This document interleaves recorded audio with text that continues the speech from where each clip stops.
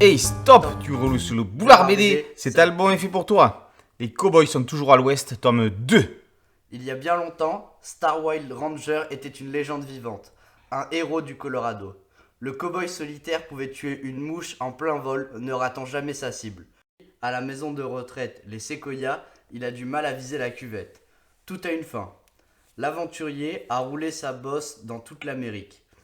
Il en a des anecdotes à raconter. Alors, il va les exposer aux oreilles de Micheline, l'infirmière de l'EHPAD qui s'occupe de lui. Ça change de Suzy, la danseuse de saloon, mais c'est tout aussi excitant.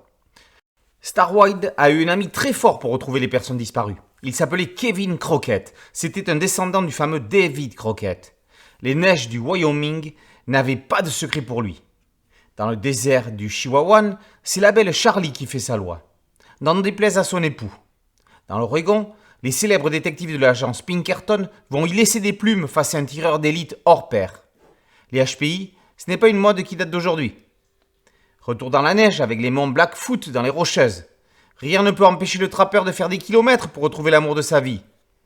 La mort rôde en Arizona. Les frères Ramirez vont en faire les frais dans une revisite de Destination Finale où la faucheuse aura le dernier mot. Cette dernière, Horatio James Dobson s'en moque bien. Il a trouvé le moyen de lui faire rabattre son caquet. Star Wild Ranger a encore d'autres histoires à raconter. On vous les laisse découvrir dans ce deuxième tome de Les Cowboys sont toujours à l'ouest. Lucky Luke n'est plus le seul pour Lonesome Cowboy. Olivier Supio explore l'Amérique dans cet album à mourir au sens propre et de rire au sens figuré. Le trait légèrement acide de Damien Geoffroy propulse les courts récits dans un second degré tout aussi drôle que dérangeant, sous les couleurs froides pour les montagnes et chaudes pour les plaines de l'or du Randell.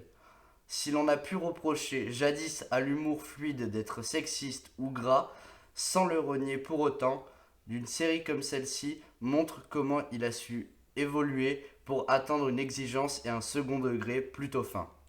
Les Cowboys sont toujours à l'ouest. Eh bien, qu'ils y restent, c'est là qu'on les préfère, pourvu que ce soit la deuxième et non pas la seconde fois qu'on les y retrouve. Les Cowboys sont toujours à l'ouest, tome 2, par Supio et Geffroy, et par aux éditions Fluide Glacial. Boulevard BD, Adam, qu'est-ce que c'est? C'est un podcast, Ouais, une chaîne YouTube, oui, une chaîne TikTok ouais, et Instagram.